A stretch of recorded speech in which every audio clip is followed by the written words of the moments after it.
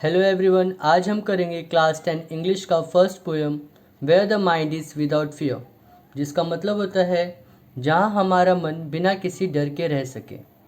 तो ये पोएम लिखा है रविंद्रनाथ टैगोर ने। तो चलिए स्टार्ट करते हैं। Rabindranath Tagore was the author of Gitanjali. तो रविंद्रनाथ टैगोर गीतांजलि बुक के ऑथर थे, ऑथर यानी कि writer. And it's profoundly sensitive, fresh and beautiful verse. तो गीतांजलि बुक में प्रोफाउंडली सेंसिटिव, प्रोफाउंडली यानी कि एक्सट्रीमली यानी कि वेरी, वेरी सेंसिटिव, सेंसिटिव यानी कि जिसमें फीलिंग्स हो, तो very sensitive, fresh and beautiful verse लिखा गया गीतांजलि बुक में। वर्स मतलब होता है ग्रुप ऑफ लाइन्स, जिसे हम पोएम में स्टैंजा भी कहते हैं। He became the first non European to win the Nobel prize in literature in 1913। तो रविंद्रनाथ टैगोर जी पहले वो नॉन यूरोपियन बने। नॉन यूरोपियन यानी कि जो यूरोप के नहीं थे, जिन्होंने नोबेल प्राइज़ जीता लिटरेचर में। लिटरेचर यानी कि आर्ट ऑफ राइटिंग, जैसे कि हम नाटक लिखते हैं, पोएम, तो ये सारी चीज़ें लिटरेचर में आती है। This poem is one of his vastly read and discuss poems. तो ये जो पोएम है जो गीतांजलि बुक में लिखा गया है वो वास्टली रीड है, यानी कि उसको बहुत सारे लोगों ने पढ़ा है। वास्टली यानी कि वेरी, एक्सट्रीमली। और डिस्कस पोएम, इसकी बहुत चर्चा हुई है। It was originally compose in Bengali and later he himself translated it into English. तो ये सबसे पहले ये पोएम लिखा गया था बंगाली भाषा में और इसको बाद में ट्रांसलेट किया गया इंग्लिश में। This poem is from his Nobel prize winning anthology Gitanjali. ये जो पोएम है where the mind is without fear, ये पोएम गीतांजलि बुक से लिया गया है। एंथोलॉजी मतलब होता है कलेक्शन पोएम्स। गीतांजलि बुक में बहुत सारे पोएम्स हैं। Tagore lived during the time when India was ruled by the British। Tagore उस समय में रहते थे जब हम पर, इंडिया वालों पर ब्रिटिश लोग राज करते थे। In this poem besides political freedom from British, Tagore also appeals to God for social, educational and economic freedom for the people of India. तो इस पोएम में बिसाइड्स, बिसाइड्स यानी कि अपार्ट फ्रॉम, इसके अलावा, पॉलिटिकल फ्रीडम के अलावा, यानी कि हम राजनीतिक तरीके से तो आज़ाद हो, पर साथ ही साथ में टैगोर जी भगवान से अपील करते, प्रार्थना करते हैं कि हमें सोशल यानी कि सामाजिक, एजुकेशनल यानी कि पढ़ाई के मामले में, शिक्षा के मामले में, और इकोनॉमिक यानी कि पैसे के मामले में भी फ्रीडम मिले। ठीक है, तो हम स्टार्ट करते हैं। Where the mind is without fear and the head is held high. तो रविंद्रनाथ टैगोर जी इस पोएम में भगवान से प्रार्थना करते हैं कि जहाँ, वेयर द माइंड मतलब कि जहाँ भारतवासियों का मन, जो भारत के लोग हैं उनका मन बिना किसी डर के रहे, और उनका जो हेड है, सर है, वो हमेशा सम्मान से, गर्व से हाई रहे, यानी कि ऊपर रहे, गर्व से उठा हुआ रहे। Where knowledge is free. तो पहले देखो बच्चों, हमारा जो भारत देश था वो अंग्रेज़ों का गुलाम था। तो उस समय पे सिर्फ अमीर के बच्चे, ऐसे अंग्रेज़ों के बच्चे ही पढ़ते थे।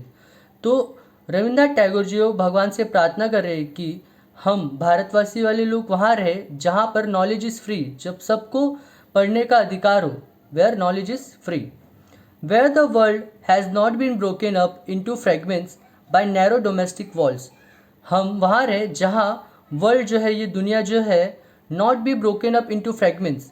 फ्रेगमेंट्स यानी कि पीसेस यानी कि पार्ट्स, और ब्रोकन अप मतलब कि टुकड़ों में। तो जहाँ पर ये वर्ल्ड टुकड़ों में डिवाइड ना हो।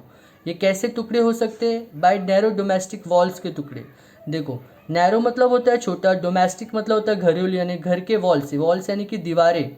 बट यहाँ पर पोएम में कोई भी सीधा सीधा मतलब नहीं होता है। तो इसका नैरो डोमेस्टिक वॉल्स का दूसरा मतलब क्या होगा पोएम के हिसाब से? Division on basis of caste religion.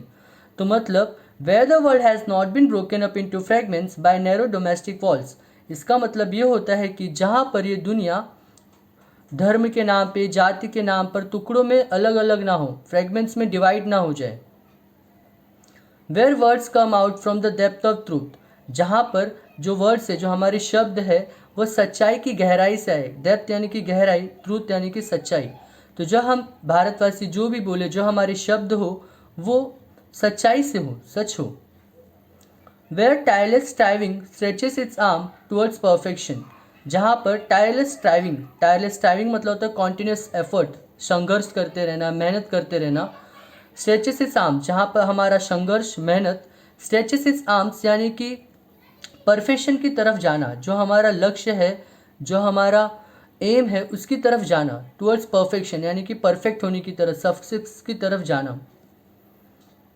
Where the clear stream of reason has not lost its way, तो यहाँ पर देखो रीज़न यानी कि होता है लॉजिकल थिंकिंग, तो लॉजिकल थिंकिंग को कंपेयर किया गया क्लियर स्ट्रीम के हिसाब से। क्लियर स्ट्रीम मतलब होता है कि स्मॉल रिवर, तो रीज़न का कंपैरिजन किया गया है एक साफ सुथरी नदी के साथ जो अपना रास्ता ना भटकी हो, has not lost its way, जो अपना रास्ता ना भटकी हो।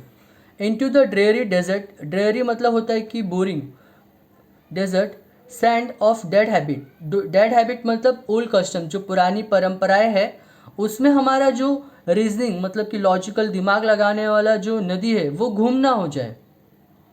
यानी कि पुराने समय में देखो ऐसे ओल्ड कस्टम्स होते थे, ऐसी परंपराएं होती थी जिसमें कोई लॉजिक ही नहीं होता था, जैसे कि सती प्रथा, यानी कि अगर किसी का पति मर जाए तो उसकी पत्नी को जिंदा जला दिया जाए, तो एक डेड हैबिट है, एक ओल्ड कस्टम्स है जो कि हमें नहीं मानना चाहिए। हमें अपना रीजनिंग इस्तेमाल करना चाहिए, यानी कि हम अपने दिमाग लगाना चाहिए। Where the mind is lead forward by thee मतलब होता है यू, मतलब ये एक पुराना ओल्ड इंग्लिश वर्ड है जिसका मतलब होता है यू। तो यू यहाँ पर भगवान को कहा गया है कि वेयर द माइंड, जहाँ पर भारत के रहने वाले लोगों का माइंड जो मन है वो आपके द्वारा आगे बढ़े, लीड फॉरवर्ड बाय यू मतलब कि भगवान के द्वारा आगे बढ़े। Into ever widening thought and action, ever widening यानी कि बड़ी सोच, इससे बड़े थॉट की तरफ, एक्शन की तरफ हमारा मन जाए। Into the haven of freedom, यहाँ पे हेवन ऑफ फ्रीडम मतलब होता है condition of total freedom of good thoughts, good words and good deeds, मतलब कि हमारा जो मन है हम अच्छा सोचे, अच्छा काम करें, ठीक है, अच्छे वर्ड्स बोले। तो into the haven of freedom my father let my country awake, तो ऐसा कहते हैं कि भगवान को माय फादर कर रहे हो, और लेट माय कंट्री अवेक यानी कि मेरे इस देश को जागरूक करो, जगाओ, जो अंधविश्वास से घिरा हुआ है तो इसे जगाओ, ऐसा इनका कहना है। तो where the mind is without fear, जहाँ पर मन मतलब कि भारत के लोगों का मन बिना किसी डर के रहे, ऐसा भारत रविन्द्रनाथ टैगोर चाहते हैं और ऐसे वो भगवान से प्रार्थना करते हैं।